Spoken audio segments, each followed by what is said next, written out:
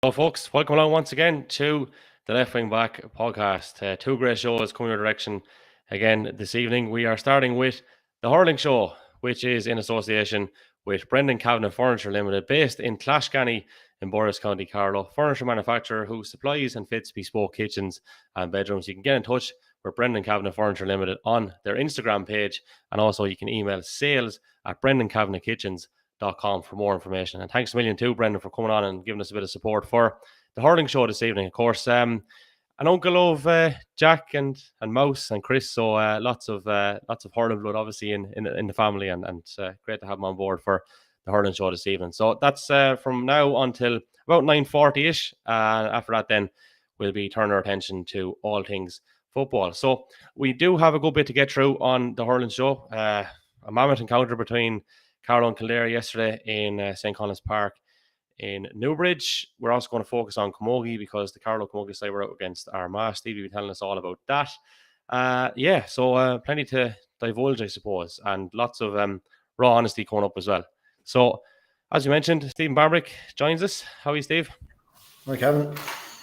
And Joe Nolan is also back for another spin of it here tonight. How are you getting on, Joe? Great, lads. Not too bad. I'm still calming down slightly from Newbridge yesterday. I don't know about you guys, but yeah, it was fairly hectic, lads, in the commentary box, I can tell you. Myself and James Hickey were on duty there for Casey Law, and to be honest with you, I'd say it's up there with some of the most exciting finishes I've had to any game that I've covered anyway. Which is mad, I suppose, seeing as it's, when people say it's only the league, but there was so much at stake, like in the last couple of minutes. It was to and fro. The action was endless, I think, in those closing stages. I don't know if the quality or standard was hectic at all stages. There was some great patches of play, I thought, from both sides. But at the end, I suppose to summarise it from my point of view before I bring you guys in, I just think we're blessed to get something out of it. It was daylight robbery, I think, that we got anything out of it. And we have to call it honesty. That's what we're here to do. While we did have good patches, we were second best yesterday, and very lucky to come over with anything, in my opinion. Rightly or wrongly on that, I don't know. Maybe you'll give us your thoughts. Stevie, I'll start with you. Yeah, it was like you lost a tenner and found a fiver coming out. You didn't know how to feel. Like you were. I said to someone at half time about draw. Maybe it was before the game, but would a draw keep in the game, in the competition. Just you're taking worst case scenario, and there was one stage I think Kildare were point up. Did they go for a goal? Was that the one Jack McCullough blocked the ball with his head? Like if we eventually get somewhere in this league, like even through to the semi-final of it, I have to thank that man for that alone. But it was, I think we had 13 shots the first half and 12 scores, and they had 13 wides. Like, in fairness to Jack Sheridan, I felt sorry for him yesterday because just no matter what the man done, he just had the most off days, and I'd say he'll never have a game like it again. He hit a couple of sideline cuts in the first 5 minutes, and we're very close to being very, very dangerous, even goal or point chances. And then a couple of handy frees in front of the goal, and the man, whatever happened yesterday, and I said, you never want to see anyone playing bad, no matter who it is, I don't care. And just things didn't work out from yesterday. And like the 2 goals we conceded, one of them, I said to you last night, like Kevin McDonald had the ball in the halfway line, and all it needed was a word from someone. There's someone on you, he got hooked. Balls in the back of the net, Jack Kavanagh gets a second yellow on the same instance, and it's a double whammy. Like the other goal then was batted down, these things happen. It's to come back and stay fighting, and they did stay fighting. Chris Nolan taking a sideline cut, that was a rarity. I had to look when I seen the ball going over the bar. The light next when I seen turn around number 11, I'm going, you're thinking of John Michael or like Jack and Sledge weren't playing fair enough. They'd taken further out the field. Just a mad game, like, and I'd say Kildare, they had the 7 or 8 Naas lads back, and the Dolan again, he got 2 or 3 points playing off choo. I think he got 3. Did he get 3 last time Carlow in the league or in the Kyo Cup? Mental game.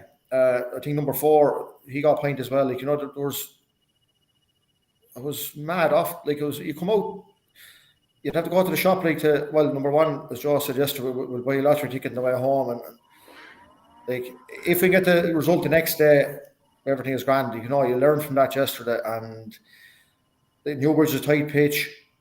That goes against Kildare as well, because the fierce pace in some of the forwards there when they got through opened us up in the second half, especially. Their decision making at times like didn't work out. Like, I don't know how many wides we hit over the game, but definitely like, we'd only had one wide the first half out of 5, I 13 think. shots. Yeah. 5 and they had 13 at half time, I think. And like, Joe will elaborate more on this. They were so structured at times, or trying to be structured, and then in the first half, someone to get the ball and just lorry it over their shoulder wide. You know, doing the two exact opposites of being very controlled and then bang. You know, just for some reason, lad takes a Hail Mary from the halfway line. Just, I said, I was mad. Can I imagine what I was like in the commentary box? Like, it was just. No, but look, Well, I'll put it this way. Still in it. I had to lay down for about 3 or 4 hours after. No joke, I was just wore out. No, I'll be straight with you, right? This massive, stupid brainchild I had to do the sprints with the lesson footballers yesterday wasn't a great idea either. But I thought, you know, if you go in there as a selector and you're baiting someone, you know, there's something wrong. But I bet no one only myself, I think, because I'm suffering today. Don't be letting out any secrets. yeah, Jenny Mac. Yeah, fairly raw now today, but yeah. But yeah, look, come here, Joe. Let's bring it back to the here and now. Like, let's get your initial thoughts first, okay, before we start going into any specific topic. Yeah, kind of a lot kind of the same with Stevie. Like, sure, we were blessed to come out there. I mean, talking to lads there, people who weren't maybe at the game, and they were saying, "Jesus, we seemed like to be, you know, in control until the sending off." But we were so lucky to be. I think we were 6 points up at that stage before they got the goal to bring it back to 3. But it was just incredible. Stevie mentioned there, like, had Kildare a free taker yesterday, we were beaten, and that's the reality of it. We were living on scraps. We lived on scraps. We did have to work hard. We had the beatings of them in certain areas, but like, they left so many scores behind them. I suppose coming out of it yesterday, you're kind of saying, right, at the start of the league, you're wondering, we had you know, at this stage, you have 1 win, a draw, you know, two losses. You'd be saying the league was like of another year, the league was over first, but yet we're still, you know, we still have. We're going up to Meath next day, which we'll probably preview. Hoping probably it's not a bad game to finish with in terms of probably the easy. Well, you know, I know they're never easy, but look, let's be honest, probably the easiest fixture apart from travelling.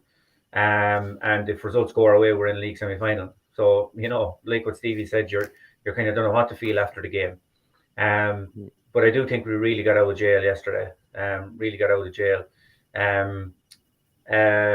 You know, I thought Kildare, some of their play played into our hands, and I think we turned them over a good few times. You know, turned them over, and we hit them for scores when they were trying to build. And I think Stevie mentioned there, I thought their game plan was very one-dimensional. Do you know what I mean? I think a lot of teams are trying to work it through that middle the whole time. I was going to say, what do you think was their game plan, and why do you think it played into our hands?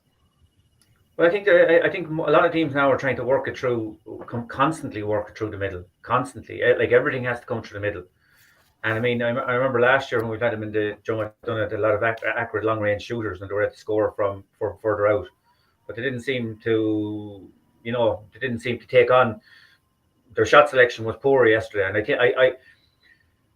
I don't know. I think both teams can be guilty of it at times. I mean, I think I was standing beside you, Stevie, at one stage, and we were looking at all the play compressed into the middle, and we had both full forward lines isolated with 30-40 yards of space in front of them, where probably any sort of a ball in, a decent ball in, was a very good ball in. You know, you're constantly trying to create movement and space, and there was there was space in front of both full forward lines, even in that tight pitch yesterday.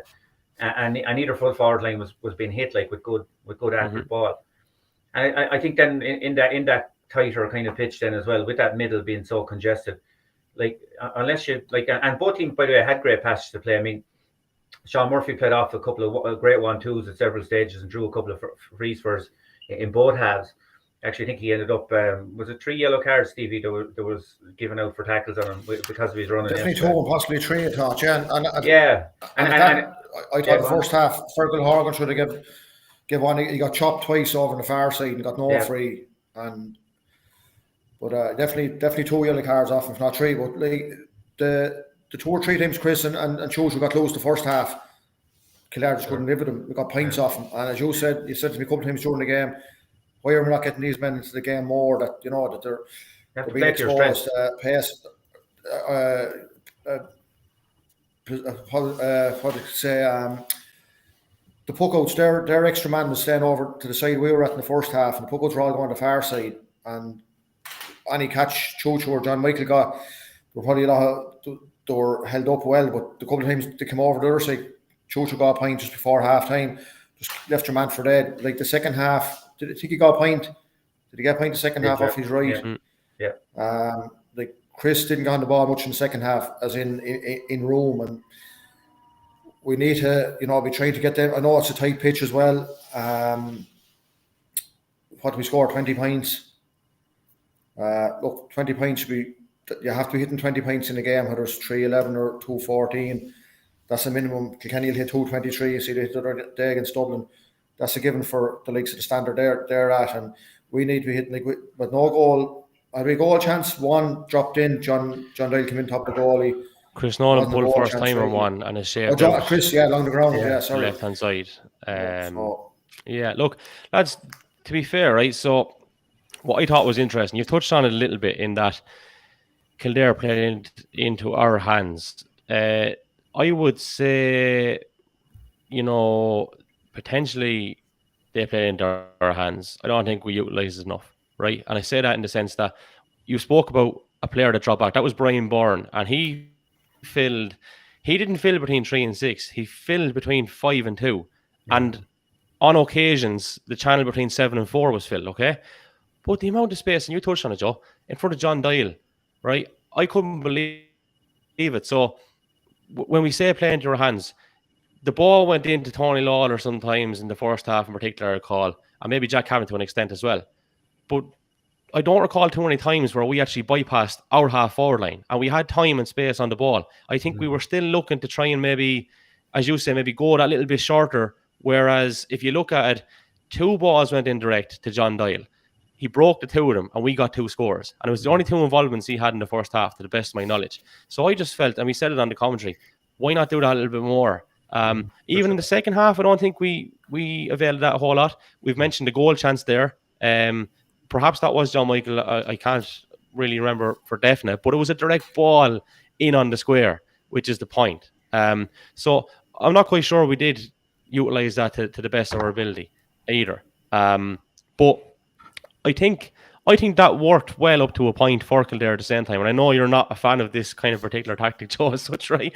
But like, if it wasn't for just that poor play in the final third, they'd be out of sight. It was accuracy on shooting that really did let them down, and shot selection occasionally, I agree, probably wasn't wonderful. I didn't think. But if you want to be really cynical about it, and Steve, you mentioned Jack Sheridan, and I felt very sorry for him myself. The management didn't do any favours by leaving him on the freeze so long, and then put him back on the freeze. And then take him off again. And I couldn't believe it. Like, Joe, you saw Jerry Keegan hitting freeze as an underage player, the same as I did, at minor 21s, whatever the grade was. And in fairness now, I said this about him, and he mishit one too, so I can't be the real salmon knowledge on it altogether. But I thought they would have considered him a little bit earlier as free taker, because no different to anything, if you're out there and it's not your day after 3 or 4, just swap it up, and I felt if they had done that earlier, it probably could have been the win and losing of the game. Yeah, agreed. Yeah, no, sure, such a key thing. Sure, I think in the first half alone, I counted up he'd 5 wides. Anyway, in the first 15 minutes, I'd say, and I can't remember what he missed after that. He just had a terrible day. I mean, he couldn't lift, and I mean, it was the basics. It wasn't even hitting wides. Jeez, he hit 2 of them. One of them hit lad's ankle, nearly. You know what I mean? Another one went head high. Just couldn't strike a ball for nuts yesterday. But look, I think I just had going back to your point there. I do think you play to your strengths. I mean, I think now every team, run about style, like every team every team now is working this ball short through the middle, and sometimes it doesn't suit. It doesn't suit every team to play, to play it that way, Yeah. depending on how things are going for you. And I think if you become one-dimensional, like I'd be wondering, right? If, like I said, now myself and Stevie looked at it yesterday. We were looking at both sides. You could see it left in front of the Carlow goal and in front of Kildare goal. The amount of space that was in front of each full forward line. It was crazy at times. Like there was no sweeper, there was no one. There wasn't an extra back, and neither team was moving the ball in because I think we were kind of paralysed with the idea of having to move it through the lines in the middle. Do you know what I mean? Mhm.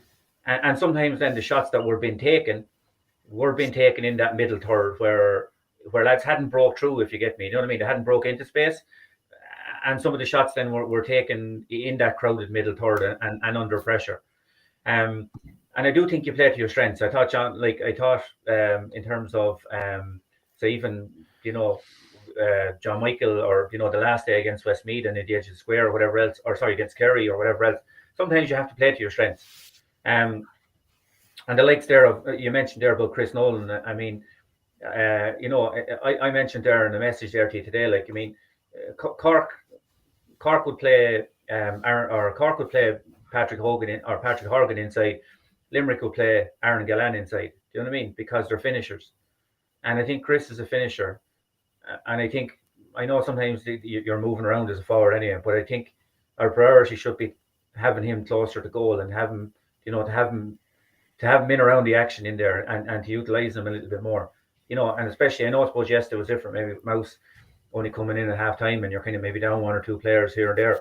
But I do think we need, we need a threat inside always, either Mouse or going forward, Mouse or Chris. One of them has to remain inside, and we have to be using them because at our division, these lads, if they get the right ball, they do the damage. Do you know what I mean? And it's not a threat. They have done it and they will continue to do it. And I think we need to utilise them or just maybe get them on the ball a little bit more, I think. I like the idea of the three big men, obviously across the half forward line: John Doyle, John Michael, and Sean Murphy. I do like that. But the other thing I didn't see really utilised, if you are going to play one in there, a simple thing from a puck out is to just do that little switch from the puck out. So 14 goes to 10 or 12, and 12 or 10 comes into 14. And yes, if the wing back sticks, then it might eradicate that. But it is given a bit of a headache in the sense that maybe the fullback might come with him. It might open up a bit of space if the ball breaks nicely. Then we're through on goal. Just little things like that when we do have the big men in around that area. And to be fair to Kevin McDonald, he's pretty good in the air as well, even though you wouldn't have him in the same physique category maybe as a John Doyle or a John Michael or a Sean Murphy.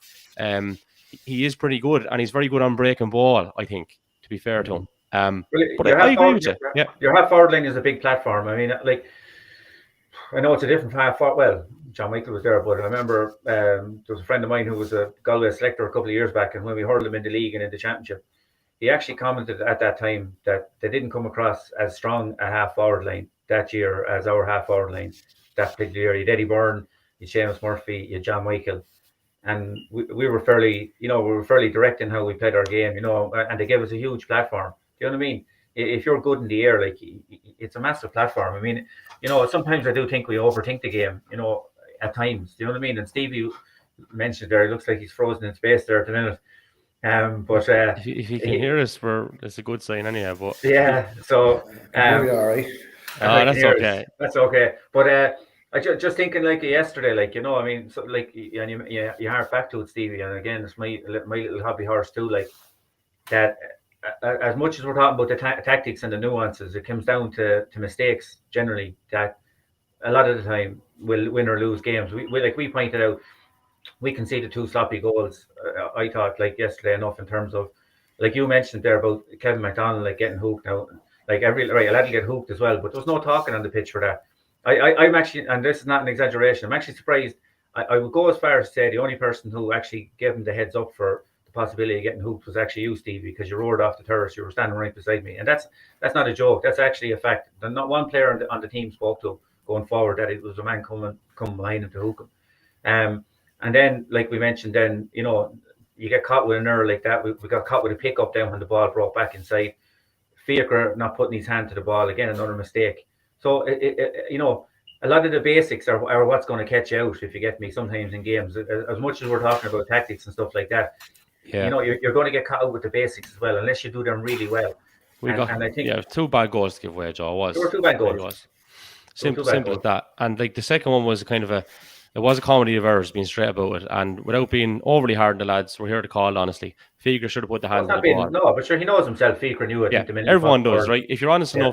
enough, you're not going to be taking offences to No, shit like no, this just, because mistake, you know already. mistakes happen. Yeah, Mistakes happen in exactly. games. And Dean equally should have saved the shot, right? We're all human at the end of the day, but that's the long and short of it. But actually, this is a genuine point, right? So Dean was in goal yesterday, and Brian's generally in goal, which is a big call, right? And we look at both of those keepers, and over the last couple of years in the championship, they've been very, very good. I think in general, all our goalkeepers in Carlo are pretty decent. Ganj is a serious keeper for Bidingstown. Kevin Keogh is a former Always have county been. keeper. Yeah. Do you know what I mean? And there's not bluff for them as well.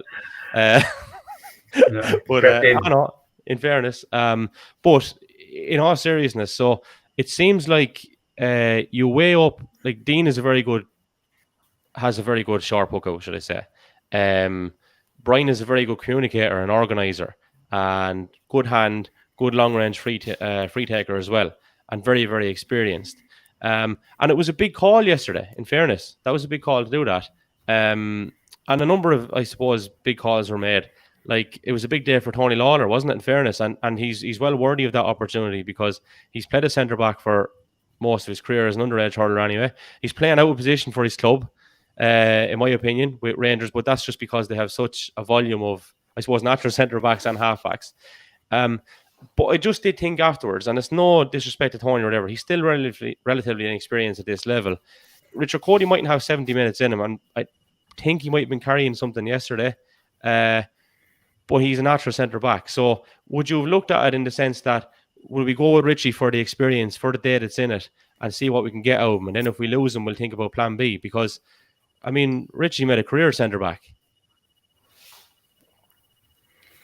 Yeah, it was a big, yeah. Was Richard played 70 minutes last week, or the last game against Kerry? So unless he picked up a knock, I was kind of surprised that he didn't. There was big calls. Getting back to the goalie, I suppose maybe that was unusual, all right, and not unusual. Sorry, I mean, look, we're not at all the trains. I suppose we don't know what's going on, but in terms of maybe they were thinking from the outside in, it was unusual. Yeah, I suppose maybe with the shorter pitch, maybe it was a tactical decision, maybe in terms of puck out strategy or whatever. Now Dean obviously can go along as well. But maybe it was in terms of accuracy. Maybe. Can I just put a quick disclaimer? This is nothing to do with the second goal. This was a topic that we were putting out anyway, genuinely. Yeah. No. Look, sure, it's a part of just like maybe that's what it was doing. Like, maybe there were sometimes maybe there were wanting to change up the tempo of the puck outs, or the speed of delivery or trajectory. Again, you don't know what the lads are working on in terms of what they're seeing in training as well. But it might have been maybe to do with the tighter pitch, maybe, and more accuracy. Maybe Dean's maybe a little bit more accurate or whatever with those puck outs. So maybe that was a tactic then, that they were, because he did pop out a few. He was always ready with that short puck out and looking to hit the wing backs as well. So maybe it was a tactical decision, if you get me, in terms of the game that was there in front of him. Look, Tony had to go out. He's a fine hurler, a fine chap. Things didn't break for him yesterday. I thought, he was just unfortunate.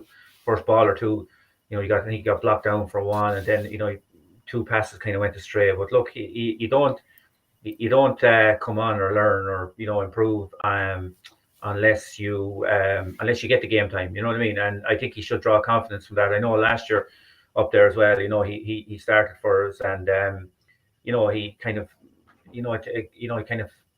again, it was a big start for him. But we, like last year again, I know the lads this year have massive confidence in him, and look, sure, he'll bounce back from that. Like, it's not the end of the world. But yeah, I mean, look, there was a few things, I suppose. Like, there was a few calls there. I suppose, I suppose our hands were shorn a little bit, like maybe with a couple of injuries. But it was good to see from that point of view. It was good to see. It was good to see Mouse and John Nolan feature and coming back in.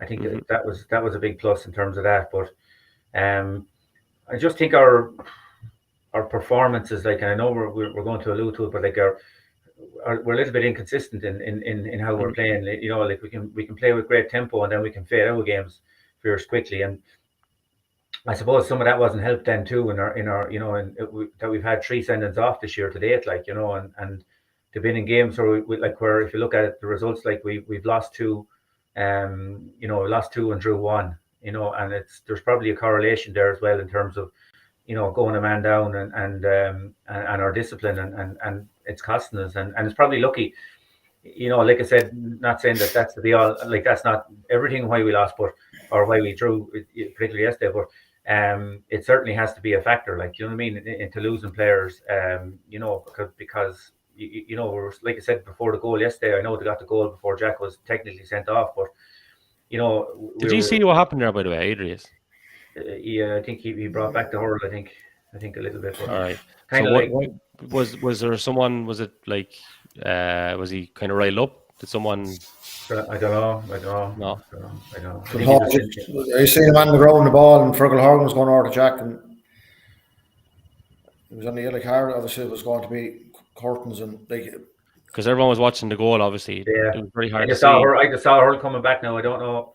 Again, I was Yeah. following the play, but I saw, you know, and I saw your man going down. So I presume it was Probably that, like, that it was might flicked out. Like, yeah. yeah, or maybe Okay. the follow through, whatever. But look, it was what it was anyway. You know. It was a pity, is what it was, because he was actually playing very well in the second half. In particular, like he was decent in the first half, Jack, but he was coming into a big time in the second half. He's a bit of cuteness. I remember one stage, a simple thing like a ball was heading near the line, and he just played it along the ground.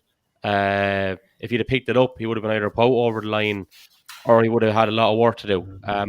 We lacked that. We missed that little bit as well. Yeah, And it but is.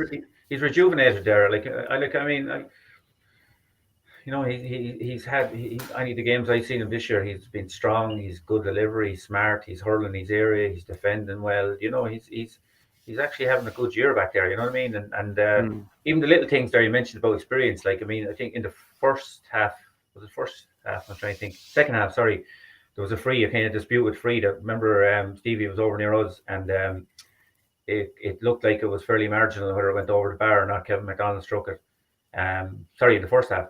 And Jack actually started saying to the linesman, you know, get in line with it, you know, he was kind of getting into the head of the linesman to kind of maybe, you know, to keep an eye on the next one, you know what I mean? And a little bit of experience like that was great to see, you know. And he kept saying to him, look, you know, I'm not getting onto your rat, you know, but that's kind of what you're there for. And you know, and it actually kind of was good, because you'd know then that the next ball, if there was anything dispute with it, it'd be called, you know, the linesman Focuses on it. yeah, you know, it was. So in fairness to Jack, he was having a good game, and you know, he's a positive influence there as well. And it's unfortunate he's sent off, but you know, the sentence off are costing us. Like, you know, again, without taking the person out of it, or taking the instance out of it, or whatever. But if you're down to 14 men at this level and you're playing, you know, you're playing teams that are at your standing, or you know, that it's a very competitive league. Like, you're putting yourself at a big disadvantage, and you know, like we said, ultimately at this stage, we're probably lucky that we are heading into the final group game with something to play for. Like, yeah, we need to sort it out. Like, and myself and James remarked upon it there yesterday, in relation to, like, and the way James made the point was that we haven't had our best 15 on the field, and I said, well, a lot of that is our own fault from our discipline. Obviously, the likes of the injuries to Mouse and to John Nolan and all that, we can't control that. That happens. But we can control our discipline. And the point I made was that under Colin Bonner, we did have that problem for a while as well, which was ironed out.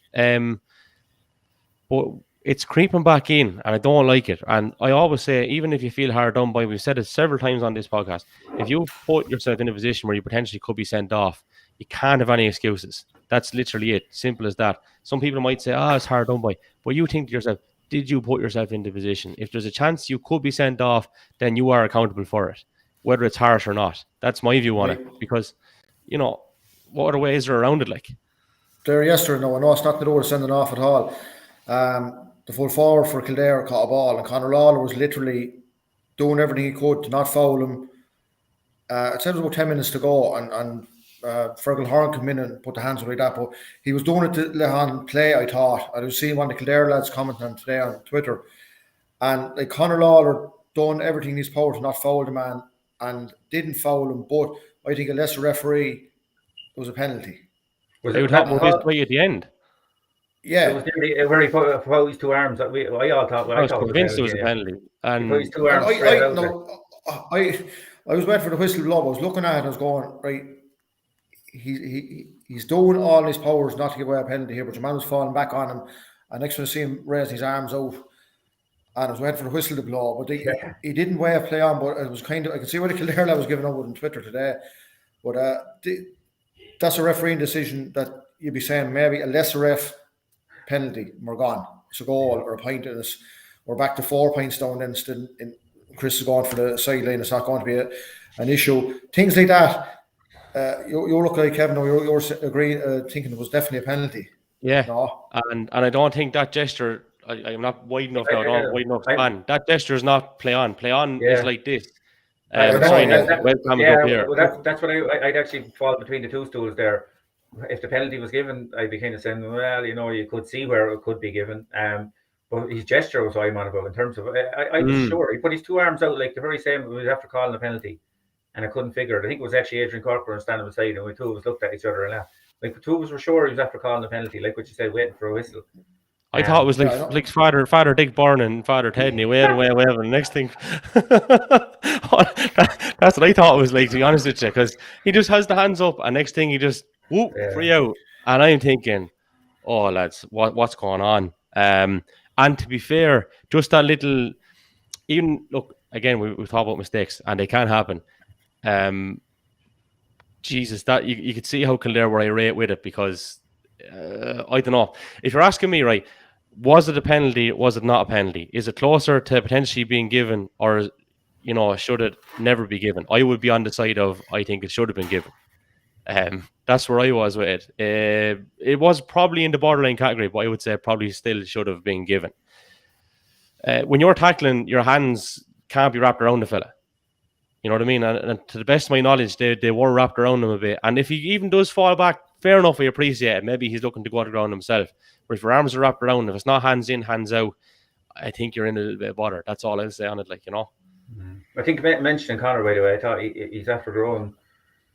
Once he grown into that full back role, so we know him from playing football, but I think he's bringing a lot of that expertise that he gained and cuteness over the years, into his play. You can really see how he plays to his strengths. Like he's actually physical tackling, how he uses his body is excellent in there. Do you know what I mean? In terms of he's kind of minding the square more than anything. Like I'd say, tell himself he's not the most stylish hurler, but I was looking at the replay of the Walter Walsh goal for Kilkenny the other day. There was a ball came in and it was going around for a couple of seconds, and the next minute I just looked and I had a fair idea, it was probably in the Sunday game last night, that was the Walter Walsh goal. But next minute I looked in front of the Dublin goal, and you could drive a bus through.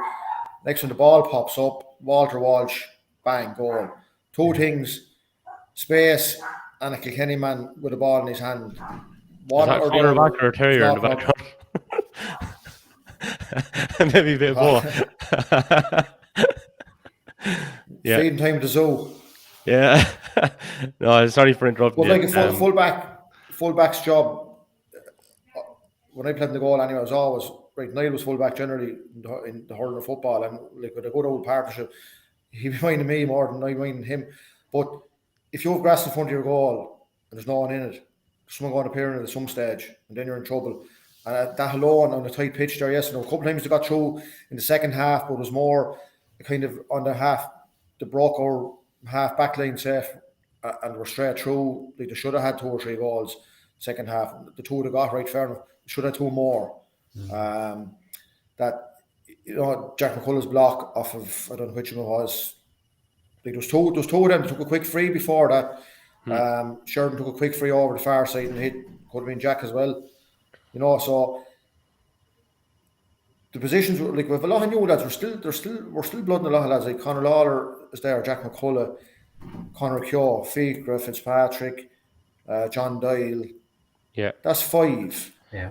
So lots no blood. Ideally, you're trying to, like, Conor and Fiacre are playing midfield together, whereas maybe a couple of years ago you'd be bringing in one blood and one along with a Richard Cody or whoever it is, but the two of them have to learn quick, and they're learning, and they are. Look, Fiacre will say with the goal yesterday, look,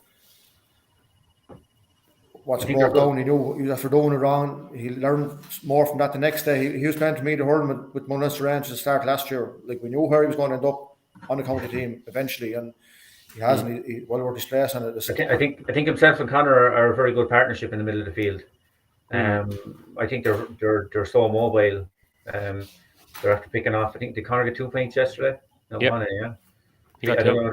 Fikra, I know, dropped kind of back deeper. He dropped back into kind of wing back at one stage. He was back. You know what I mean? In the second half, he was. I think he went back centre back when Yeah, he's back in Tony the came. half back Yeah. line anyway. Yeah, kind of. You know what I mean? He was back. But I think Well, I think they're a partnership for the future. So mobile, good heads on them. I think they complement each other really well. Last point, And lads, look because we've at got to go to positive. Camogie as well. Sorry, now we're just where we are getting a bit Yeah, short on what? time with it. I'm nearly starting the second last point was John Nolan's. I'm up the correction on it, which was a savage score. If that doesn't go over, no different to Jack McCullough's block, we're not looking at and talking about Chris's unbelievable sideline, which was on the 21-yard line underneath the stand. Every time you go to a pitch, underneath the stand is a difficult place to hit a line ball under because the sun doesn't get at it. The ground is mush. And it was a serious strike in fairness. So, look, lads, I'm going to have to leave it at that. We will be going into Carlow versus Meath next Monday because that game is Sunday week, and we'll talk about the permutations in greater detail. But we're in the hunt anyway. We could be in the semi-final. We could be relegated very easily. So we'll go into it in more detail next week. Stevie, you were at the Camogie on Saturday. Carlow were up against Armagh. Armagh, a very well drilled side. Talk us through that. Well, I didn't like to say it during the hurling part there, but the basics, wrong with the basics of the game. We missed a few pickups and things like that during the game yesterday. The Camogie Saturday, Armagh, an exhibition of the simple basics of the game, raising the ball properly every time, use your 4 steps. Carlow in the game, there's only 5 points in it with 7, 8, 10 minutes to go. But they're only 16, so there was an injury. One went off. Kiva Collins went off. Then another girl got injured, and Kiva came back on for her. They scored 2-6 in the last, I'd say, 10 minutes. They brought on Rachel Murray corner forward, and like, she's not too simple. She's hit 5 points in play. She hit one in. I'd say she was 5 seconds on the field. Like, the positives with Carlow, they're a bit similar to the probably further down the line. I know you've only one sub. Like, I don't know what they had what they had, and that was it. But they're blooding a lot of young girls as well. There's probably Ciara Kirk was the only ones left from the All-Ireland team. Played the other day. Armagh had about 5 or 6 of them, and the Armagh 5 or 6 were deadly. Like the 2 Donnellys, Rachel Murray, came on the sub. There was a couple more, but they're simple things, and they were like us in the first half yesterday. Every chance they took or they got, they took. They hit. What was the score in the wind-up? It was a 5-16 in my head for some reason. I don't know if it was now or not, but it was 3-14 to 3-6, and they got the last 2-6. It was 5-20 to 3-9. Sorry, it was 5-20 to 3-9. Sorry, I'd say they didn't hit 4 wides. They were their team, like they lost a couple of All-Ireland finals. I think they won one as well. The positives for Carlow, though, look, there's girls that are getting game time there. Like we're missing Quiva, Pat's daughter, Maria O'Shea. They were a huge loss. They played 6 and 8 the last day and played very well. Young Kelly girl from Bangor has been very good in the 2 games I've seen. They played Dublin the week before. A couple of goals were the difference. There was a couple of soft goals again the other day. Look, these things will happen. I think they've Roscommon possibly next. They've Roscommon Cavan in their next 2 games. Look, there have been big changes there. They've got a team out in the field. That was the first thing they wanted to do. And fair play to Mark. There's Mark Ayres, Liam Doyle, Mick Lillis is there, Tracy Gundell. It's going to be working in progress for a while. Ciara Kirk now the other day, in fairness, she nailed any chance she got. Eva Lawler got 2 goals. Ciara Kavanagh got a goal. It's a big step up for a lot of them, as in, they're new to the county scene, and Armagh, as I said, they were an exhibition of doing the simple basics, picking, driving on, taking opportunities when they arise. The Dublin game the week before, They were probably closer for longer in it, but there was still 3 goals. And with the wind is in Fenna, and the wind is actually blowing the other way in Fenna the other day. It was blowing from the near end up to the other end. So Carlow were a couple of points down at half time. I think it would be 3-5 to 1-7 or 1-8. But just they probably need a couple more players back. Now I don't know the ins and outs of who's coming back or who's not, but if they can like Kira Quirk, get Kiva Cody back, Maria O'Shea, as I said, Kelly girl from Bangor, she's a workhorse. She covers some ground and played very well in both games. Able all to catch on Cabinet corner forward. She came out in the second half there, kind of played as I'd say a third midfielder, but then she probably hit in the ball, but then she has a massive stroke of a ball. She's the best. I'd say she's definitely the best stroke of a ball to have in the team. So look, they're a work in progress. They have a team go out in the field for the second week in a row, and that might sound like it's just they have to do that. They're rebuilding, and hopefully they'll get the rewards. The next day, Roscommon got beaten well by Cavan, and Cavan and Armagh were the same level. So hopefully, definitely there's definitely plenty of material there to work on. And no different to what we're saying about the Carlow senior footballers not too long ago. Be patient with this crew because they are in rebuild mode, and there is lots of good work being done. Mark Ayres is a good man, so I just think people should be patient anyway and give them time. You know what I mean? Because that's what it's going to take. Look, that's I think it for the hurling side of things, lads. Have you anything to say before we move on? No, I just had a look at our minors. Minor hurlers, 12-7 Tantrum. Yeah. I was talking to them on the lads there on the panel there today, and just said it was a tough game. 2 very evenly placed teams. Scores were hard to come by. So I think they're back out now next weekend as well. So they'll get back up on the horse and hopefully record a win. I think they're out 3 weekends running. As far as I know. Yeah, so, Derry this week again. Abbottstown. I think they have the last one home game, Stevie. Then I think the last one's the only home game is against Westmeath. Yeah, so they'll probably be looking definitely targeting this one. You'd be hoping to get over there, and it gives you something to play for then that last group game as well. So hopefully they'll get back on the horse now at the weekend and record a victory. So because they're putting in a lot of good work there. They looked in good shape now. We played part of their panel there. The Celtic Challenge team played part of their panel there last week, and they were very impressive. So hopefully they'll get things going now next weekend anyway. That's it. Keep her lit, lads. So that concludes the hurling show in association with Brendan Kavanagh Furniture Limited, based in Clashganny, Borris, County Carlow. A furniture manufacturer that supplies and fits bespoke kitchens and bedrooms. You can get Brendan Kavanagh Furniture Limited on Instagram, and you can also email sales@brendankavanaghkitchens.com. So thanks a million to Brendan indeed. And now we're going to move on very quickly to our football show.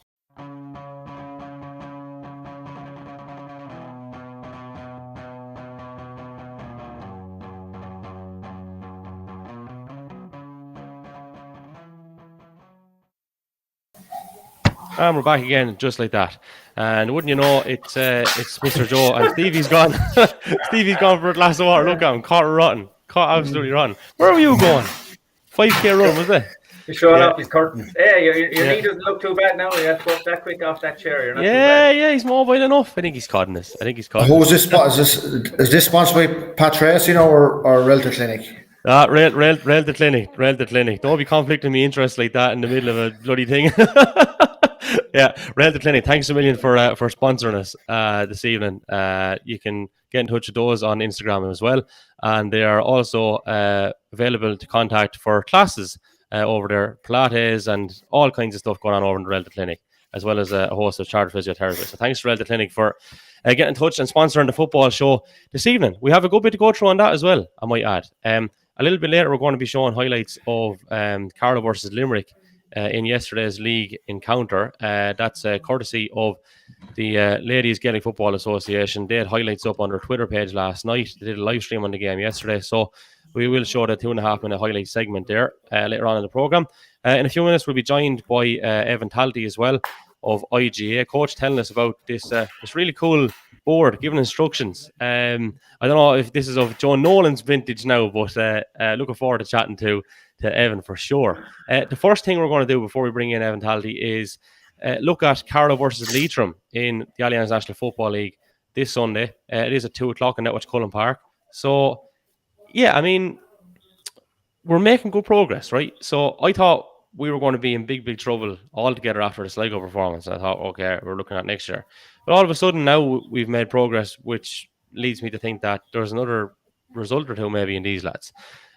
Because we should have got a result the last day. After the show, I was talking to John Nolan and he sent me over some goal chances that Carlow missed against Cavan, and they were gilt-edged chances. I'm not quite sure that Cavan have too many on the far side, but you got to take them. Ultimately, that's the wholly all of it. But I was thinking to myself, that was a very strong Cavan side,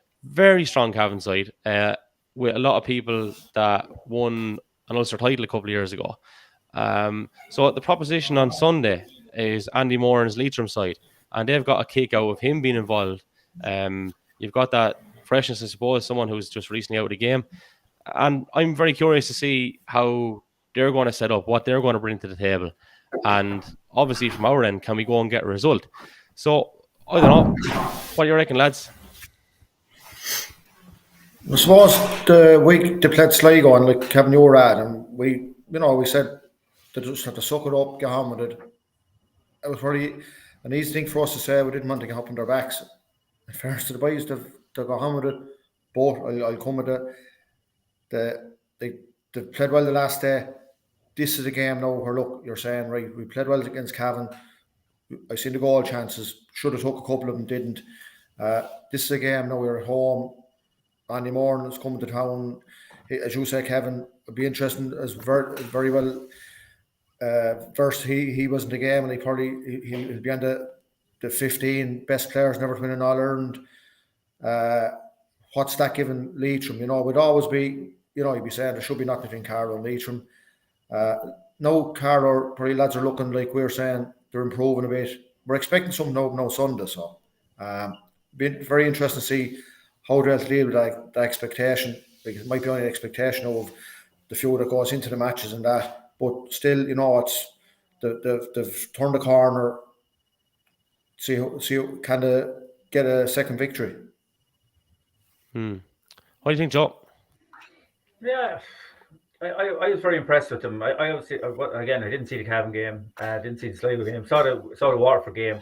Was in the London game as well. And the difference, it was chalk and cheese, I think, from the two performances. I said it the last week here with Tommy. I think, being fair to the management team and the panel and everything, when we talk about being a young panel, but they're like, if you have a young panel, you as a manager then as well as a management team, you're trying to tweak things to get the best shape of what you have, and that takes time too. So not only does it take time for the players, but it takes time for that management team, to make those adjustments as well.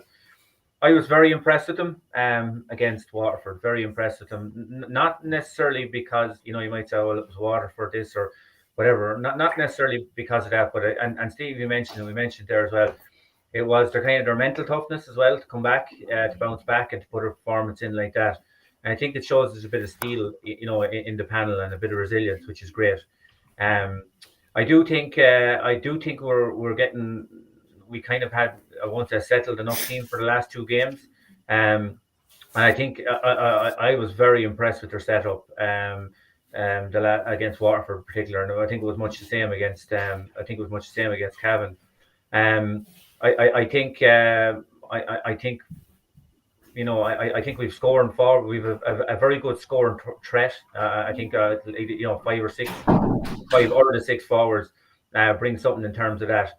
And I like our directness of running up front, especially. I don't think, maybe before we were maybe a bit more ponderous in our build-up play, and now we seem to be we're very direct. We're pushing on. Like I said, our 6 forwards, their willingness to carry the ball forward and directness and the support play that they have as well is excellent. Like I think our inside line, Colin Hulton and Crowley, they're, no matter what team they're playing, they're going to cause fierce hassles for their cornerbacks. And Dara Foley is like a new man in there as well in terms of a potent threat as well. So I don't think we've had to fear with Leitrim coming down. You know what I mean? I think, but I suppose it's a key game in terms of the lads will want to soon kind of turn good performances into victories, and I think this is one it's manageable and it's achievable. And I think they will. I think they'll turn over Leitrim on this weekend. I think there's another big game. Shout out to the under 20 footballers. They played on Saturday. I was in at that in Netwatch Cullen Park. 112-8. They won against Tipperary. Full value for it as well. Really impressed with the attacking style that they're playing. Very much gambling as well from a kick-out's point of view. Not just one defender, but two defenders pushed up, as in leaving a full forward free in front of the goal, which I thought was quite ballsy, but worked fairly well for them the other day. Dara Curran picked up 2 yellow cards just before half time. The first one looked probably worse than what it was because he gave a bit of a dunt over near the fence and put him into the fence. And unfortunately, the chap had to come off. If the fence isn't there, it probably doesn't look as bad. But the second tackle was inexcusable, being honest about it, and I appreciate he's only a chap and he's only learning. It was a high tackle straight after. So literally, I'd say there wasn't 2 minutes between the 2 yellow cards. But Shane Buggy was playing as well. He was wearing 12, coming kind of back around, putting a good shift. And Anthony Keaton, I thought, was pretty good. Oisin Doyle. I don't like singling them out because they actually played very well as a team. And then they brought in Ronan Quinlan, who kicked a great score. It was a good team score, that one. Dylan Doyle came on. Dylan Doyle coming off the bench is serious. That chap, I think, played in the minor final when he was only 15. He's a great bit of stuff. Kuba in the goal. He's on the senior panel as well. His kickouts are really good. Really, really good. Pinpoint. Not too many of them kind of went astray as such. They look well coached. I think Morris Brown's doing a good job, in fairness. And they are top of that Andrew Corden Cup group. They do play Wexford, I think, tomorrow night. And I think they're already in the final regardless. So I think Wexford have to beat them, is it, to get it? And I think well, you know what? If Wexford beat them, I think, does that put them through to the final? I'll tell you what it is, because Jared Doyle, the PRO, got in touch with us there a little bit earlier. So Carroll already in the final, and if Wexford win, draw or lose by less than 12 points tomorrow night, they'll also be in the final on scoring difference. So there you go. Thanks to Jared Doyle for that, digging us out of a hole. And just while I'm on it as well, he brought Chris Nolan up to the stand yesterday in Newbridge. That was very sad of him to do that. We did the post-match live. Did appreciate that at the time. So thanks to Jer. So yeah, onwards and upwards for Morris Brown's charges. We're going to bring in Evan Talty. Evan, how are we doing? Good. How are you keeping? Sir, flying up Boston yourself. You're busy. Asher, if you want to get someone to do a job, give it to a busy man and not what to say. That's it, yeah, that's it. Well, you're training tonight. You're with the Clare Ladies, I think, aren't you? Yeah, no, we're off tonight. No, we played Tipperary down in Central Stadium yesterday, so recovery today and back at it then this week again. So yeah, it's full on. All systems we've got go into the Connacht Championship, so which is something new for us. So yeah, we're right the way through now from here on out. So it's good to get games into girls anyway. Yep, you're no stranger to, I suppose, coaching number one, but also you had a pretty good playing career. Just give the listeners and viewers some optics into your own background there before we go into this board. Yeah, it's interesting. It's funny that you're talking about Dr. Cullen Park, and obviously, if you were back in the day with Clare, we'd have soldiered down in Dr. Cullen against Carlow a good bit, but we were down there a couple of weeks ago with the UL Sigerson team, and it's an unbelievable surface, but I remember David Clifford came in and he said, "Oh, what's the pitch like here?" And I said, "Jesus, it's a great surface." He said, "Oh, we've never been down here." Myself and the Lavins were there. We said, "If you were stuck in Division 4, you would." But yeah, they were hugely impressed with it. Sean Powter and David were below. But yeah, I played myself. Our club here is Kilmurray Bricken, so we'd have had we got a golden generation. Our group of we did a great group. I think we won like 400 or 521s in a row. And we brought it through to senior, and I've 9 championship medals, and we've probably lost another 3 or 4 finals. And on top of that, so we won 2 Munster clubs as well, and got beaten the All-Ireland club final by St. Gall's in 2009. So we had quite a decent run of it at club level, and I played a bit with Clare for 3 or 4 years. So one of the highlights, I suppose, was that we had Mick O'Dwyer, but Paddy O'Shea was a great character. He came in for a year with us, but old school, but great crack, gas man. But yeah, we look back in them days. I think like Clare are flying high in Division 2 now, and Colin Collins has done a great job with Clare. But you know, it was back in the day when we were in Division 4, and it was a tough slog. And like one of the selectors is a good friend of mine in the Coughlin. We played together, and we were only talking today about how like we'd have away games, and it was great crack because you come home off the bus of a Sunday and it'd be straight to the Queen's and Innes to the nightclub, probably miss the Monday, back at it, run the shit out of you on Tuesday. But like it's gone so professional now, it's unbelievable. Like it's a lifestyle. Like Yeah, absolutely. You do give up so much. And do you know what was interesting, Evan, actually, about, I remember going to games between Clare and Carlow in the noughties, and Brian Kelly was corner forward for Carlow. His first cousin was Dermot O'Brien. They played in goal for Clare, that's right. which was crazy. You couldn't write it. I'm not quite sure that he scored a goal on a Monday, actually. He's our club, Dermot, as well. Yeah. He's yeah. Look, and I think Carlow, like it's tough. Like it's. Clare like are probably maximising everything they have, and I think Carlow got on that bit of momentum there a couple of years ago under Turlock, and probably at the time, I listened to a lot of GA podcasts, but I listened to Rory Gallagher the other day, and he was talking about his time in Fermanagh, and like he said, it was interesting. He had a group of players that you had to play defensive football with to get the most out of them, and like Fermanagh should have got to Division 1 that year he was there.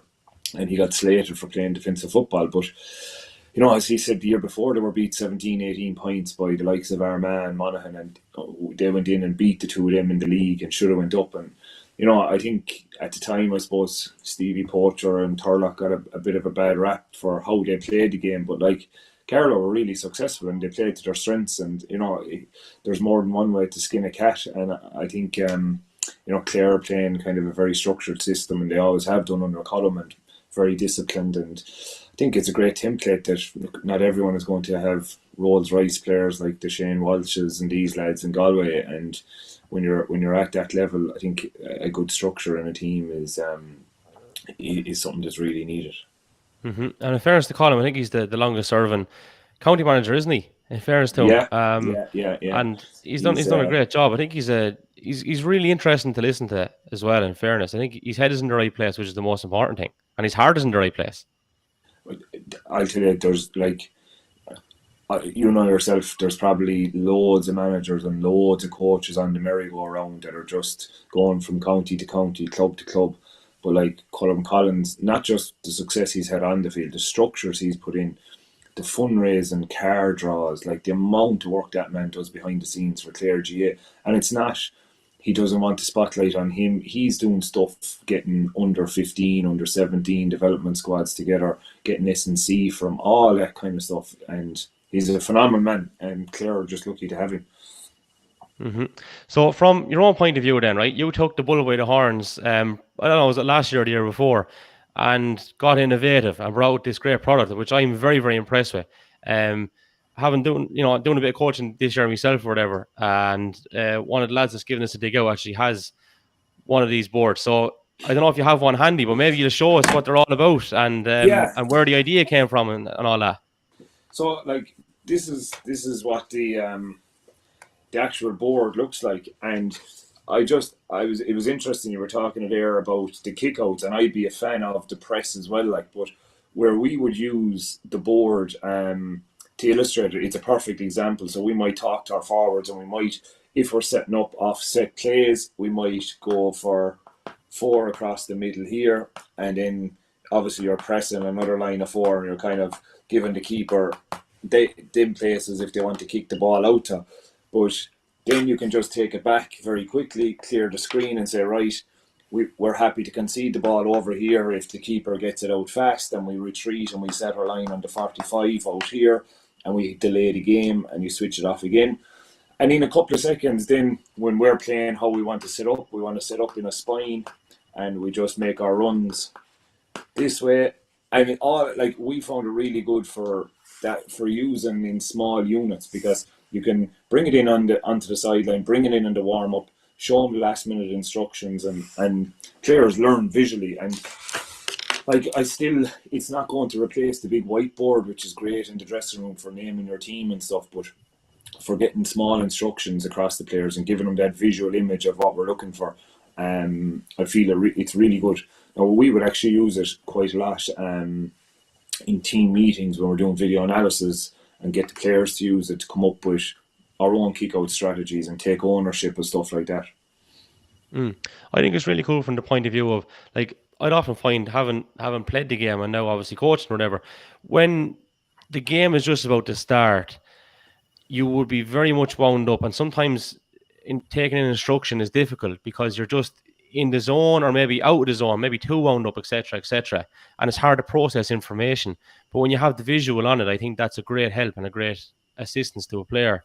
And obviously you were thinking along those lines, but the production part of it, then, like that obviously the idea, and then, like, it's a magic doodle for adults, really, isn't it? Like a really cool one.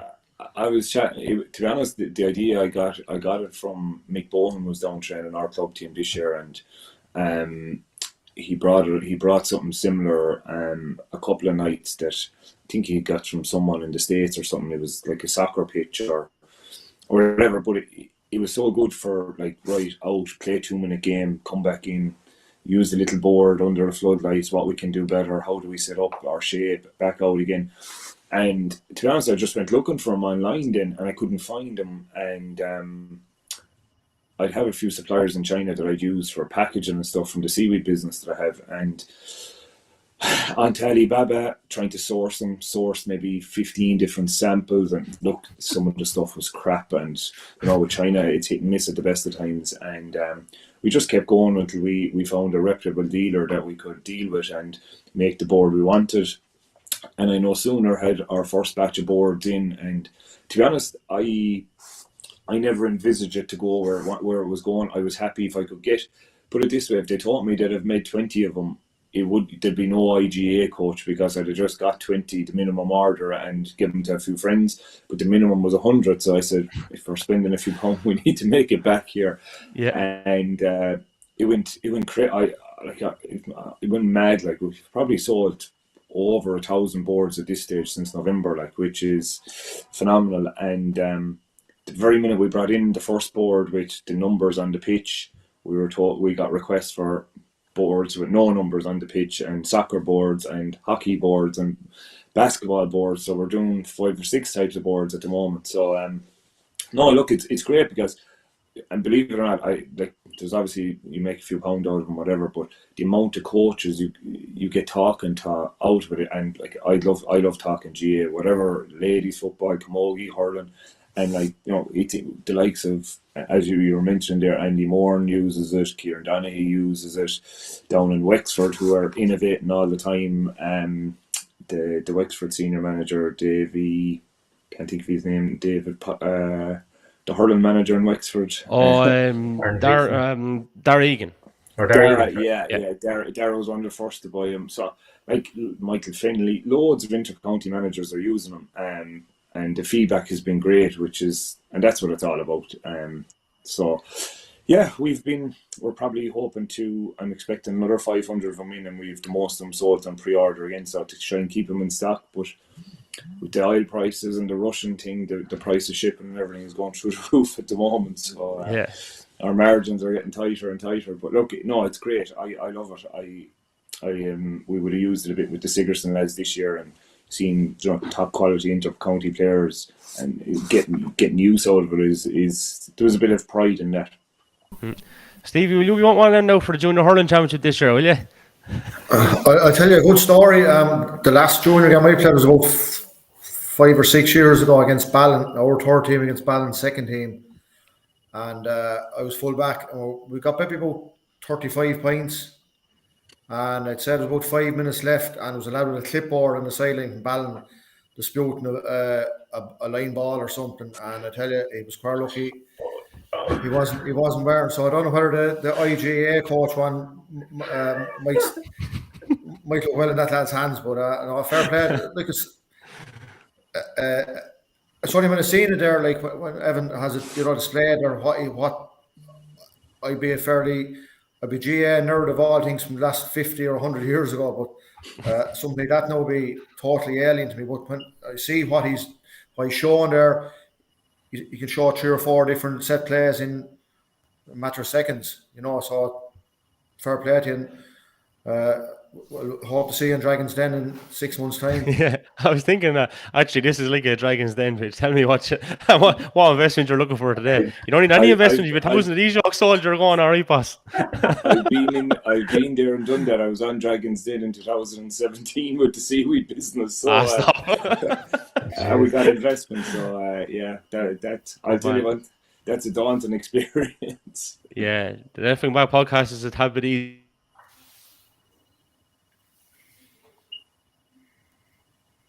Kevin is gone, is he? I'd say he's frozen there by the looks of it. Frozen in time. Fair play to you. It looks great. In fairness, I think with the younger lads as well, or younger teams, like you said there, I think it's a big thing there. The visual, you just cannot beat the visual. That especially for the younger, for all age groups, but especially younger ones as well, will take it on board because they're Get one of these. That's he's back, is he? He's back and he's coming and.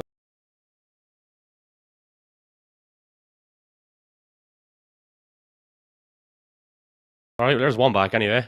Let's just see, can we get the rest of the guys? Evan, there you go. You're back. Stevie, I think, is back as well. Let's just see. Joe, you back with us? Yeah. All right. We'll try to get a hold of Stevie. Yeah, I don't know what happened there, guys. Just had a bit of a kick. We're just asking Evan where we can get one of these boards or whatever. Website, Evan, yeah? Yeah, we have a website.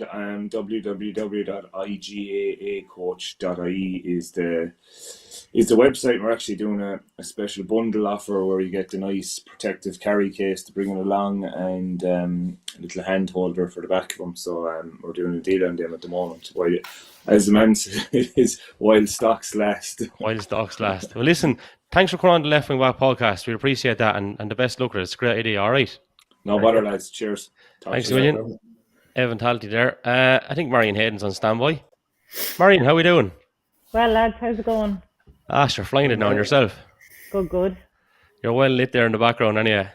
Yeah. Can you see me all right, yeah? Yeah, all good, and we can hear you as well, which is all the better. We all left the screen there for a moment. Don't know what was going on. We'd had a bit of a kick like that last week as well, and unnecessary palpitations, I must say.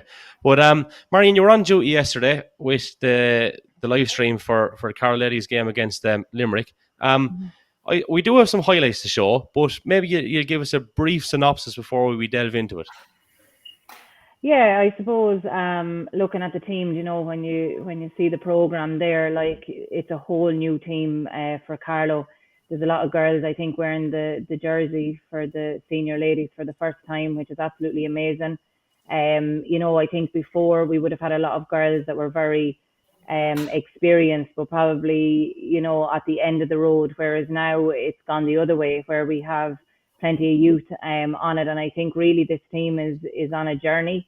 I don't think, they're wanting to do anything too fast. So, I'm sure like every game you want to go out and win, but I think their journey goes past the league and what they have planned from what I've heard on the inside. They're looking at building to the championship. What I saw in the first half yesterday was exceptional. I thought their tackling, they were so disciplined in the tackle. They were able to get up and down the field. Now, my concern in the first half was, were they going to be able to, stay getting back once, because there was so many of them in defence, were they going to be able to get back when they needed to then? And I suppose they did run out of legs a little bit, but I'm also aware that, the training that they're doing, it's very tough at the moment. They all have their own programs to be doing separate to what's going on in the training field as well. And when they have a game, there's no let up. Like, it's not, well, we've a game Sunday, so the session Friday night will be okay. It's actually the opposite. So again, I think, looking at the results, a lot of people mightn't realise the background and what's going on and, what plan the management have in place. And again, it is a new management this year. So you have an unbelievable amount of experience. You obviously have the Bennekerry Tinryland girls are in there, senior county champions. You have some of the great O'Loughlin girls that are in there that were county champions for the last couple of years. You have a good few of the St. Anne's girls who won the intermediate championship, and then the Clonmore girls. So, I mean, with regard to the class and quality of player, it's outstanding. But I suppose it's just getting them now to all familiarise themselves with each other and who's going to be running off the shoulder. Obviously, you have the couple of girls in there from Éire Óg as well. Brilliant to see Aoife getting a run yesterday. Edel coming back after her third cruciate injury. And, I just would be so hopeful for what's ahead there, at the moment. Good stuff. Well, look, we'll give the highlights a blast. This was on the Carlow, or not the Carlow, it wasn't the Carlow page as well, it was shared there, but originally it was the ladies' Gaelic Football Association Twitter page. So what we'll do is we'll pop us off the screen for a moment and we'll give this a play, and then we might have some further thoughts in 2 seconds there.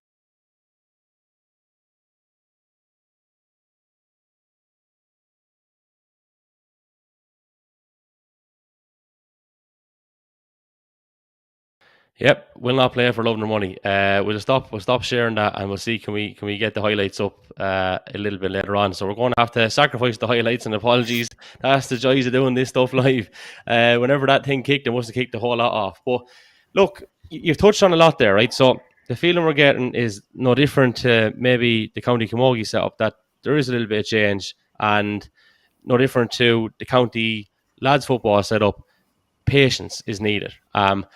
Positives though, Marion, in fairness, in the last couple of games, maybe you'll touch on a few of those.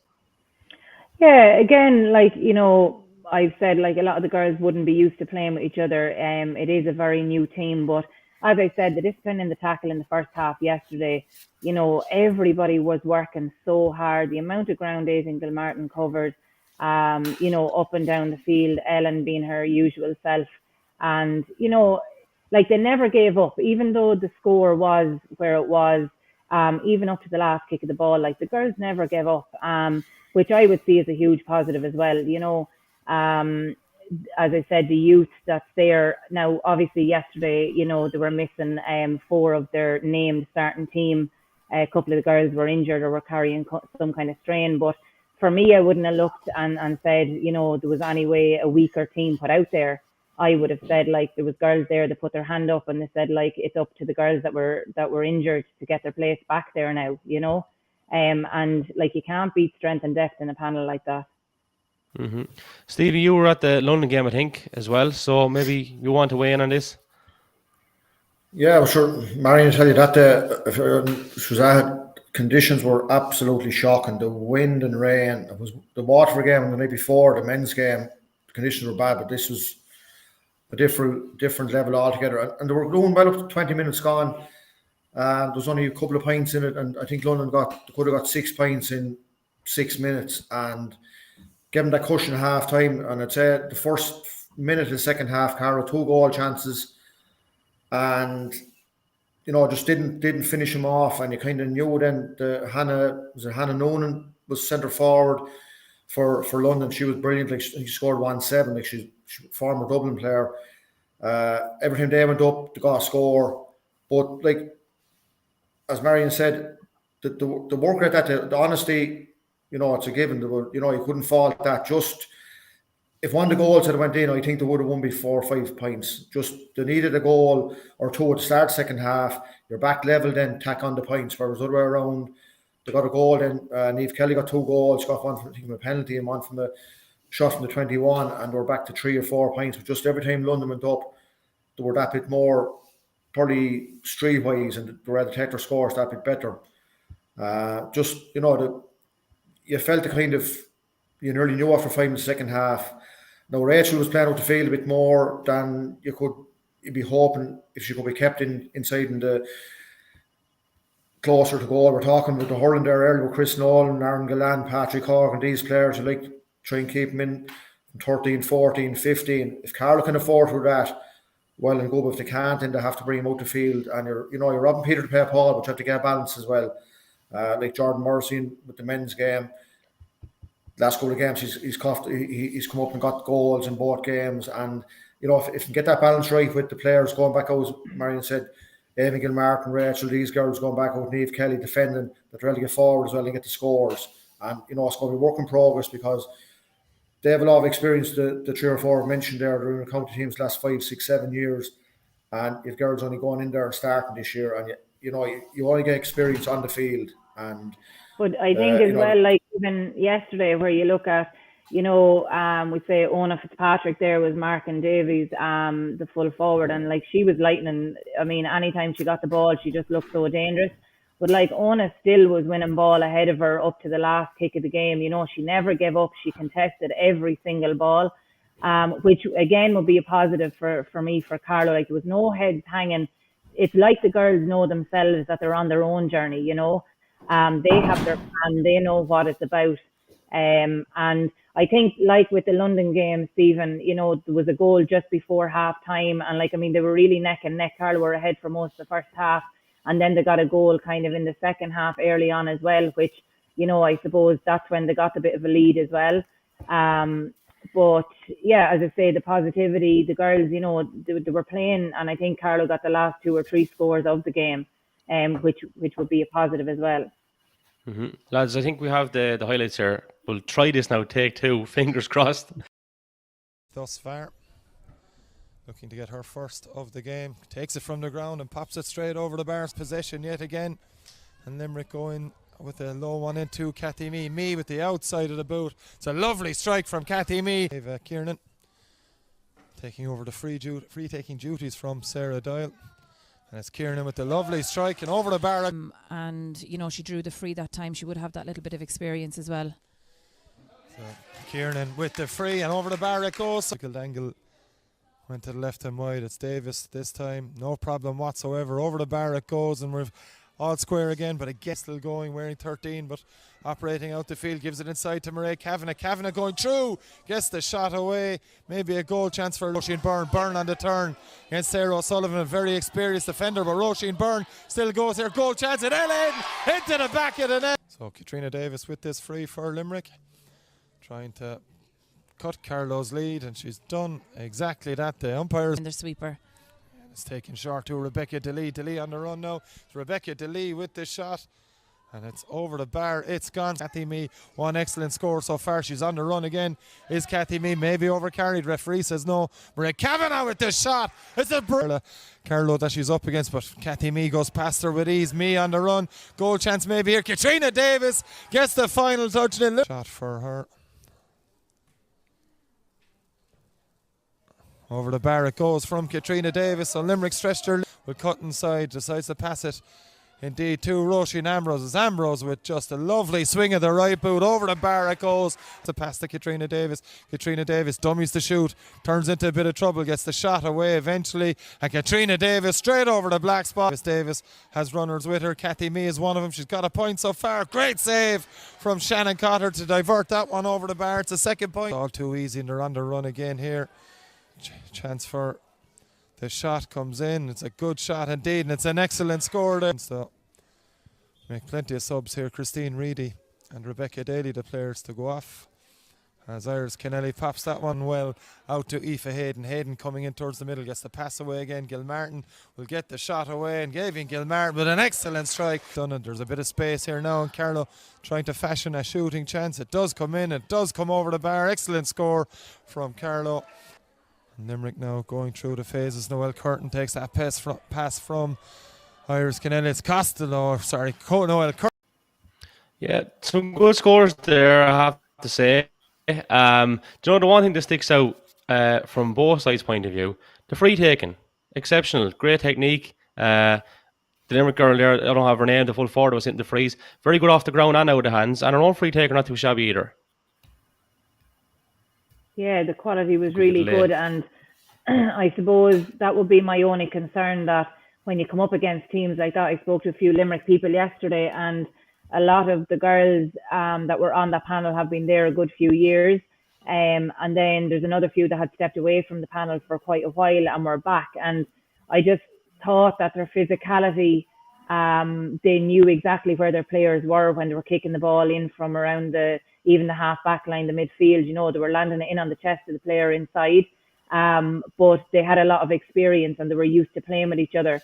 But, once the ball got into the danger zone for Limerick at all, you knew it was either going over the bar or into the back of the net, But again, as I said, the physicality of the Limerick side, they were quite big and tough. And when they were running through, maybe they were given a little bit too much space at times. or there was players pushed off the ball a little bit too easy, you know, and you know, maybe that's something they could work on, because I think what you're saying, the quality of free taker now, the ladies' game has evolved so much, you know what I mean? It's not like that it's 50-50, it could go over or not. It's 9 times out of 10, it's going over the bar, you know? I suppose from your own point of view, Marion, so versatile is a word that I'd use. Very good player, an official, a commentator, podcast guest now as well. We've got a few strings to our bow here. What do we enjoy most? Is it refereeing? Is it playing? Is it commentating? Do you just simply love football? I'd say there's a few people have other names for me now, but mental being the first one. I suppose, look, I played for Carlow for 26 years. It was, I suppose, really, it was an addiction. I was living in Wexford for a lot of those years, and I was driving up and down 3 and 4 times a year. Recently, I was talking to Maria Kinsella, and I was asking her, was there any chance that the grants would be backdated for players, because I could happily retire and move to a Caribbean island. But anyway, and I suppose, look, when there was nothing at stake, like, I loved playing. I suppose then stepping away, I just got into the refereeing, and you know, it has been great for me, because when you're used to being out on the pitch with girls, and everything in your life revolves around the players that you've been playing with all those years, to suddenly be sitting at home 7 days a week it's just, you know, it's really, you would nearly need counselling for it, like, and you know, that's all joking aside, you know, when you're used to spending your Sundays out with games, and you wonder, like, you know, what do people do if they're not into GAA? And I just got into the referee, and then I suppose I'm enjoying it. It's I know Pamela was saying the last day, like, there's nothing easy about it, but it's a challenge all of the time, so it never stays the same. You're learning something every day you go out, and then look, I mean, I have a huge appreciation for those girls that were out there yesterday. There's a lot of people who just look at a scoreline, and you know, they'll stay banging the same drum, and Asha Carlow win nothing and whatever else, but it doesn't mean that to the girls that are in there 3 and 4 nights a week. Like, they live for Carlow, they put on that jersey, they step up and put on the jersey, you know, and win, lose or draw, they are proud to represent their county. And you know, often I've been on the other side of it when I played for Carlow. People will be sniggering at you, you know, that, I mean, I have 1 Leinster title after playing with Carlow for 26 years, proudest day of my life, after the day I got married. And You better get that in. But yeah, like, to be responsible for any divorce. But yeah, so like, I mean, when you're going into a dressing room, like, you could be putting on a Dublin jersey, like, that's how much Carlow means to the girls that wear that jersey, and have done over the years, you know. So I don't know if there's anything I love doing more. I'm loving the commentary, because, and again, you know, I was being assessed being reffing Wicklow and Offaly there at the weekend, and one of the lads said to me, like, he said, you're a gas to watch, because he said, you'd know you were a player. Like, he said, when you're refereeing, he said, I can see you standing there going, she'll be all right, leave her take another step or two now. And, you know, he was saying I was calling a lot of the calls like he knew I had played football, you know, that way. And it's the same, I suppose, with the commentary. You just, you know what's going to happen sort of next, like, you know, that way. So, to answer your question, I'm just enjoying everything about it at the moment. Probably didn't think I was going to be as busy as I am with everything, but yeah, loving it all. Everything is so different, you know. I'm going to have to ask you the same question that I did ask to Pamela, right? So, I just imagine it being difficult refereeing lads. Like, are they a bit more polite, do you think, or do you still get the same amount of abuse as maybe a male lines person or whatever? You would, like, I mean, you could see by a lot of them, their intentions start out fairly well, you know. When they see it, but then I suppose, look, in the heat of the game, then it doesn't matter what you are, like, you're standing there with a flag or you're standing there with a whistle. And again, I suppose, look, it is with the way things have evolved through ladies GAA, and just in society itself. I would hope that it's getting a little bit more, I suppose, normal, or you know what I mean, when they see you coming.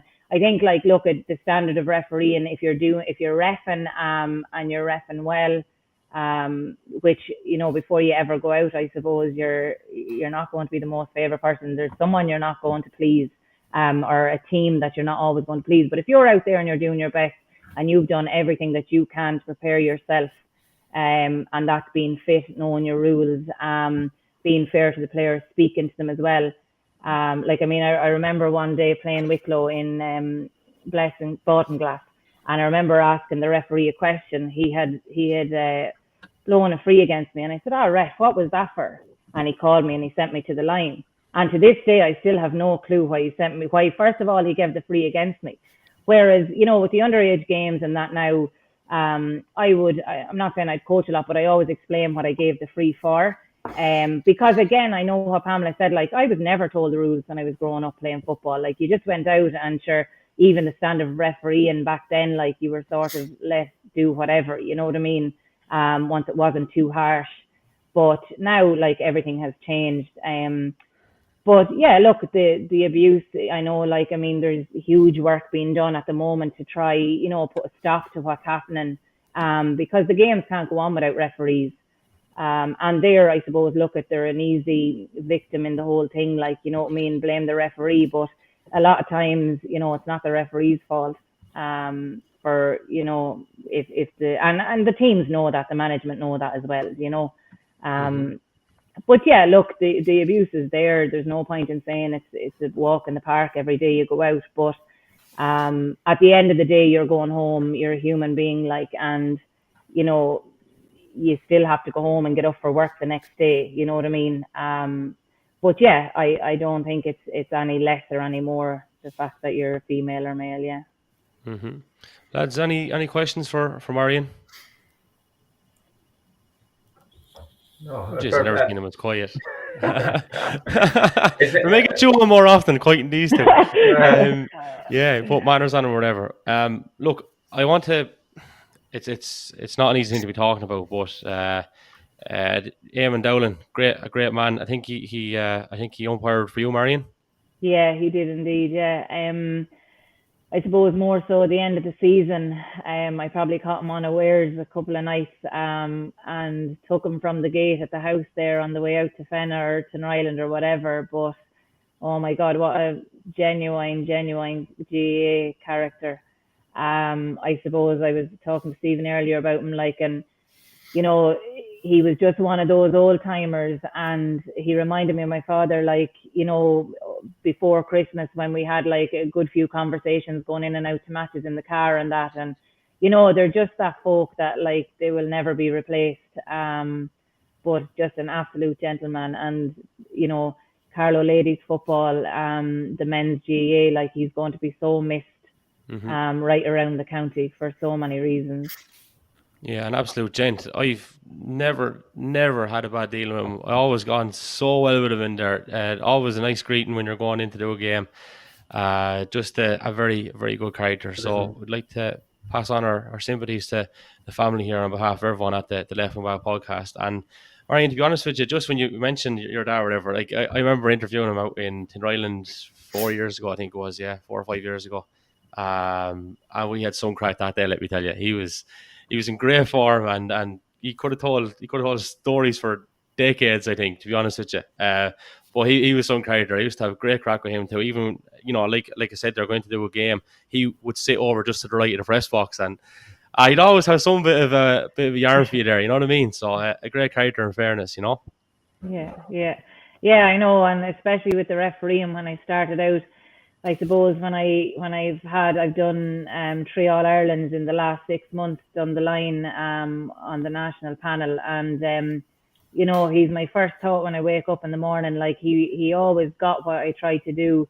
He was the one person who understood, you know, when I'd be going out, I'd have a phone call from him the minute I'd wake up. Well, what's happening today? And like, I was involved in the Celtic Challenge, the Hurling Challenge there, and he came down to Cork with me in Waterford, like, and pull in there. I know the head of that lad. Pull in there now to have a chat with him, and you know, he loved coming because there would be always someone that he'd know, or by the time we were going home, they'd know him anyway, whether they did or not, when we were going in, you know. But yeah, like he got what I did, but anytime I'd be going out reffing, I'd get a phone call, or he'd call me if I was in the house, and he'd say, now keep them cards in the pocket and use common sense. So I think if I played, Stephen told a story about him the last day. There was another few about him wrestling Carnew, but I think if I went by his rules now, I wouldn't be getting too many games. I don't know what he'd make of referees' assessors anyway. That's for sure. But isn't it amazing? Like, we're talking about games and analysing games, and you know, for the last while they're looking forward and back on games and stuff. But isn't that what it's all about? Like the people, you know what I mean? You know, the people in our games, the people in our, you know, in our clubs, in our GA, you know, going into Carlow, you know, like you mentioned there, you know, Brendan Senior, about where he sat and Eamon, and you know, you go to certain places in the stand and Dr. Cullen, and the same people are there, or a certain gate, and you see people there, and you know, they're part. You know, that's the beauty of our games, the beauty of our sport is the people we meet. Like the games will come and go, and we win them and losing them, and you know, and everything, you know, stuff will go around them, but it's the people and that I we think can never forget. Like, that's you know? what goes back to what Kevin was asking me, like, why do I do it? Like, it's the characters that you meet through it. Yeah. It's unbelievable, and they're the people that you carry like through your life. Do you know what I mean? Well, and they are absolute characters. You know, the stories you hear, and they would have always had stories of years ago and one thing and another. But yeah, you can't beat that. I mean, just one story with your father, just on it. I always said he trained me out in Fenna for a good number of years, and nearly anything I won out there was with him. And till the day I depart, I'll always remember a training session. We played Pal in the under-21 final, and we beat them in the God, what was it? 94, I think it was. And I remember the Tuesday night, like I said, like it was yesterday, the Tuesday night training session, and he ran us up and down the pitch, and he'd run us up and he'd stay in the middle, and he'd come back and he'd stop us and ask us to do a stretch, and he'd start talking to us, and he'd let us go up and go down, and we did this for half an hour. And I can honestly say this, I never ever left the place feeling as good and as confident about myself and my sport and my team as that Tuesday night. I knew we were going to win. I didn't care if they put the Dublin 6 in a row team out against us that the next Saturday when we were playing Pal. It wouldn't have made any difference. He made us just feel so special, and it's the one abiding memory I have of your father as a coach or as a mentor to me. And you know, I know I would have said it to Brendan about him, but he gave me personally so much in terms of, you know, confidence and everything. And I say it's just a memory that I'd like to share with you. I don't know whether I said to you before, but it's just something I'd like to share with you. I'd say there's plenty of Marion. Yeah. And like even how we were talking. Oh Jesus, yeah, I know. And that's, you know, I suppose the time of the funeral, I remember different people coming up. You remember parts of it, you know, but I remember someone saying, "Oh my God, the stories that are going on outside the street in Carpenters, like there was owl lads like meeting each other that hadn't seen each other from every corner of the country, like, you know." And apparently there was more crack out on the street than there was, like, you know, just with the storytelling and one thing and another, you know. But it's great to hear that. And I only said to Stephen earlier, like, I'm so appreciative when people remember him and talk about him, like, because the GA was his life. But, you know, it's funny because, you know, when he'd be hearing about all how the game has evolved and the different things that go on, but he'd be always saying, what are they talking about now? And, you know, warm-ups and all, what are they doing or what are they at? But sure, like, they'd be after cycling to a tie maybe to play a match, so you wouldn't need a whole lot of a warm-up when you'd be after doing that, you know. This is the other side of it, yeah. Marion, look, it's been lovely to have you on at long last, and look, we'll get you on again at some stage for a chat. Thanks for giving us your time. I know you were kind of on the late shift there this evening and you were scrambling to get back, but we do really appreciate it and nice to hear some of those stories. So look after yourself and thanks for jumping on, okay? No problem. Thanks a million. Great stuff. Marion Hayden there. Joe, Stevie, thanks a million to you guys as well. Appreciate you've been with us for both shows this evening, and there's not too many you do miss, except when Stevie wants to go and get some overtime. But I'm only joking. Thanks a million to you. Okay. You never commented on his lovely haircut. Oh, sorry. Yeah. I forgot. I should have known. The Maybe you knew there was reflection something from that different. light should have given it away For the championship. for the championship. Listen, lads, thanks a million. Appreciate it. All right. No matter. Thanks, Kev. Stevie and Joe. And thanks to the sponsors of the football show. That is the Realta Clinic, located there just out the Kilkenny Road. You can go out there and get any sort of treatment you want. Plenty of physiotherapists, also plenty of classes. You have Pilates and a number of different things going on out there. So Realta Clinic, thank you very much for looking after the football show. We're back again next Monday night at 9 o'clock with the Hurling show and the football show. Thanks a million to all our guests, to you, the viewers, and the listeners as well. We do appreciate your feedback. We get lots of texts and messages coming in after every week, and a few people have bought us coffees as well again in the last week. So thanks a million to that, or for that. It's not compulsory or anything, but it's just, if you want to show your appreciation, it's optional. Price of a coffee, you can do so. If not, it's fine. We're going to keep rolling on with this anyway. So look, that's where we leave it. We're back again. Don't forget to give us a follow on Facebook, Instagram, or on Twitter as well. And until next time, take care.